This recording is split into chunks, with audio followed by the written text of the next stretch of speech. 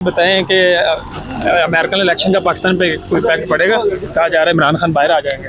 देखें, मैं एक शेर सुनाता हूँ इसमें, ना शेर की दहाड़ से, ना तीर की दहाड़ से, ना किसी की यलगार से इमरान डरता है सिर्फ अपने परवरदिगार से।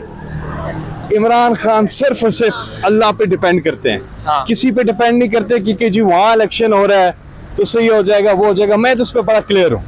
एक बड़ा ये ईमान की ताकत है उनकी माशाअल्लाह, कि वो हमेशा एक अल्लाह पे ही रिलाई करते हैं। बाकी वहाँ क्या हो रहा है, क्या हो रहा है, कोई इधर मोड़ेगा, कोई उधर मोड़ेगा, जी वो आ जाएगा, ट्रंप आ जाएगा तो ये हो जाएगा, वो आ जाएगा तो ये हो जाएगा।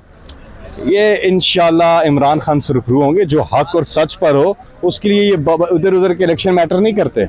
उसके लिए अपनी अपनी अपनी कौम मैटर करती है। और इमरान खान ने अल्लाह के बाद उस कौम से रुजू किया है, किसी और से रुजू नहीं किया।